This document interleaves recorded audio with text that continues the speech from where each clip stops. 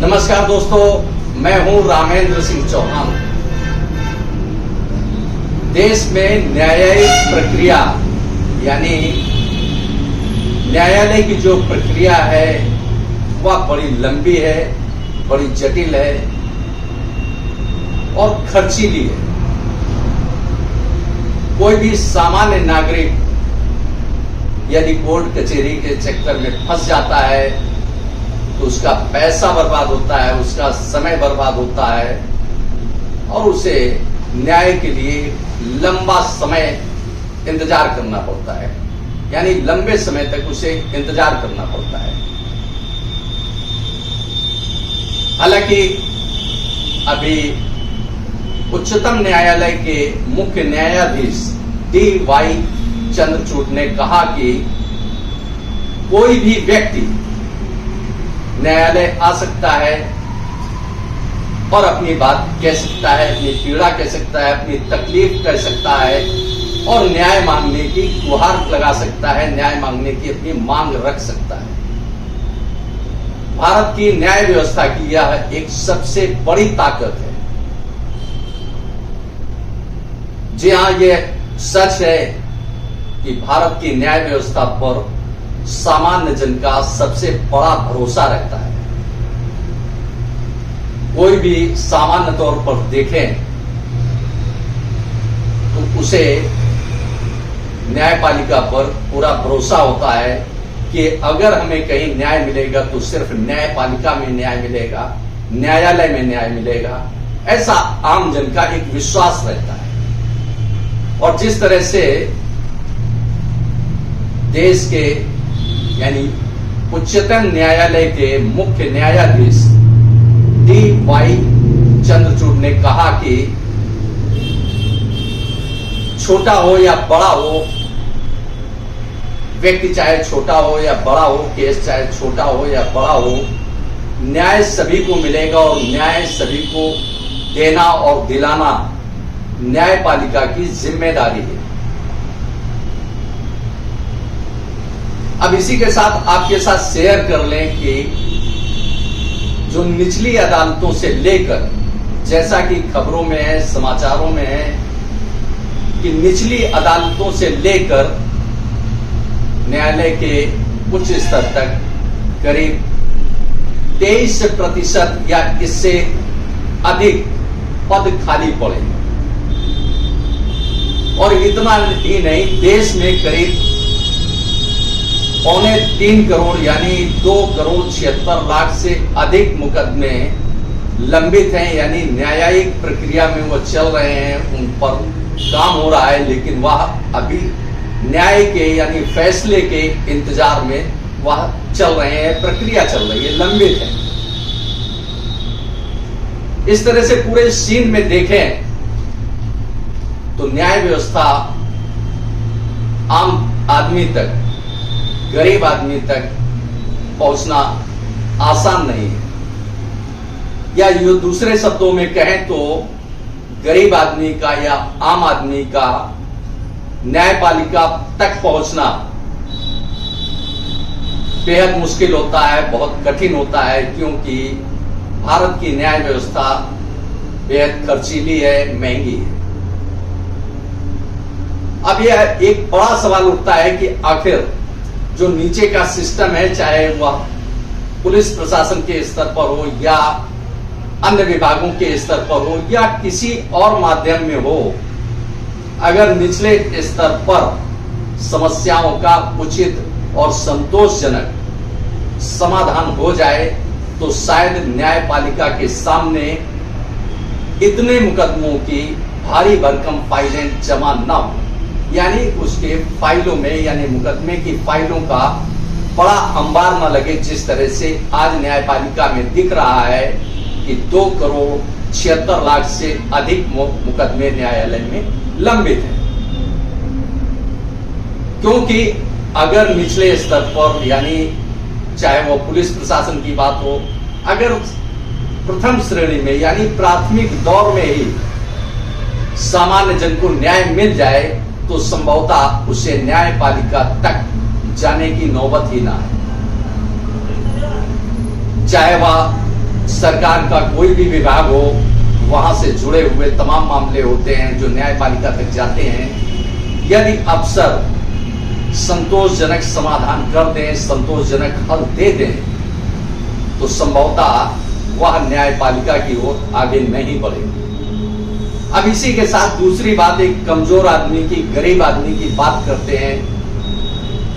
हालांकि न्यायपालिका में एक व्यवस्था है जनहित याचिका की, आम आदमी न्यायपालिका पहुंच सकता है और सीधे भी गुहार लगा सकता है, लेकिन जानकारी और जागरूकता के अभाव में न्यायपालिका तक आम जन का पहुंचना बेहद मुश्किल होता है। वह नहीं पहुंच पाता है क्योंकि उसके सामने जानकारी नहीं होती है कि प्रक्रिया क्या है न्यायालय पहुंचने की। इस तरह से पूरे सीन में देखें और दूसरे स्तर पर देखें कि यदि किसी गांव में कोई दबंग किसी गरीब की अगर भैंस जबरियां अपने दरवाजे बांध लेता है या उसकी जबरियां भैंस खोल ले जाता है, तो वह गरीब आदमी थाना पुलिस के चक्कर लगाते हुए परेशान हो जाता है। और स्थानीय पुलिस, बात केवल न उत्तर प्रदेश की है, न मध्य प्रदेश की है, न पश्चिम बंगाल की है, न बिहार की है, यह पूरे देश की बात है कि स्थानीय पुलिस समस्या का समाधान नहीं दे पाती, या कभी उसके पास समय नहीं होता है तो कभी वह दबाव में काम करती है। ऐसे में एक बड़ा सवाल उठता है कि जिस गरीब आदमी की भैंस एक दबंग खोल ले गया, उसे न्याय कैसे मिलेगा, क्योंकि वह न तो न्यायपालिका को बेहतर ढंग से समझ पाता है और न न्यायालय जाने की उसकी हैसियत होती है। हैसियत से यहाँ आशय यह है कि उसकी आर्थिक स्थिति बेहद कमजोर होती है, उसके पास इतने पैसे नहीं होते हैं, उसके पास इतना धन नहीं होता है कि वह महंगा वकील करके न्यायालय में अपनी बात रख सके, न्यायालय के सामने अपनी गुहार लगा सके। तो ऐसे में कैसे संभव है कि गरीब आदमी जिसके पास न कोई जानकारी है, न जानकारी का कोई सूत्र है उसके पास, न वह उतना पढ़ा लिखा होता है, तो ऐसे में गरीब आदमी, आम आदमी न्यायालय कैसे पहुंच पाएगा, यह एक बड़ा दुविधा भरा सवाल है। इस सवाल पर भले ही वो चाहे देश की निचली अदालत हो या सर्वोच्च अदालत हो, इस पर गंभीरता से न्यायपालिका को विचार करना चाहिए, जिससे आशय यह है इस जगह पर कि न्याय प्रक्रिया का सरलीकरण और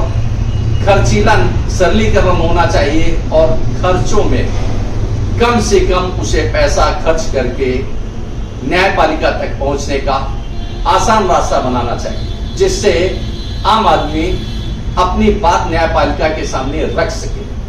और निचले स्तर पर यानी जो संबंधित विभाग होते हैं, जो न्यायिक प्रक्रिया के पहले चरण में यानी न्यायालय जाने के पहले चरण में, चाहे वह सरकारी विभाग हो या देश की स्थानीय पुलिस हो, उसे चाहिए कि वह पहले स्थानीय स्तर पर संतोषजनक हल यानी उसका समाधान देने की एक कोशिश करनी चाहिए, जिससे न्यायपालिका पर मुकदमों का बोझ भी कम हो सके और मुकदमे कम हो, और न्यायपालिका को क्रियाशील अत्यधिक होना चाहिए कि जिससे मुकदमों का निस्तारण जल्दी हो और न्याय देने में, न्याय में देरी ना हो।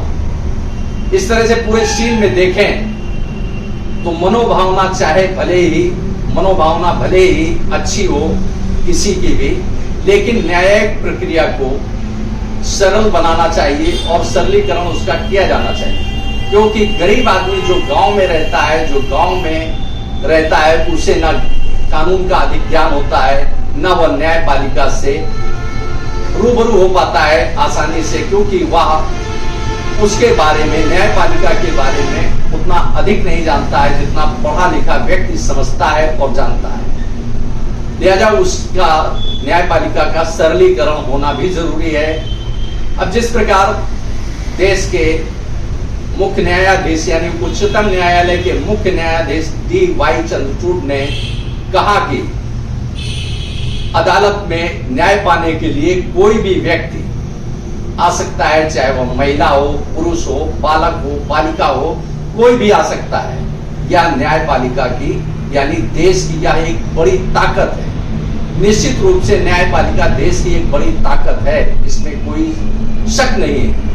लेकिन गरीब आदमी न्यायपालिका तक कैसे पहुंचेगा, यह एक बड़ा सवाल उठता है, क्योंकि चाहे वह जनहित याचिका की बात हो या सामान्य तौर पर एक प्रत्यावेदन देने की बात हो, उसे वकील तो करना ही होगा। और वकील जब कोई करेगा या वकील का भरोसा लेगा, वकील का माध्यम बनाएगा वकील को, तो उसे वकील को भुगतान भी करना होगा। और बिना भुगतान तो न्यायपालिका में कुछ भी होता संभव फिलहाल नहीं दिख रहा है। इसलिए संपूर्ण परिदृश्य में देख करके न्यायपालिका को यह भी देखना चाहिए कि गांव का जो छोटा से छोटा आदमी है, गरीब से गरीब आदमी है, कमजोर से कमजोर आदमी है, वह न्याय की चौखट तक कैसे पहुंचे। दूसरे शब्दों में यह भी कह सकते हैं कि न्यायपालिका को चाहिए या न्यायपालिका को इस तरह से देखना चाहिए कि आखिर गरीब की चौखट तक न्याय कैसे पहुंचे, इस पर विचार करना चाहिए।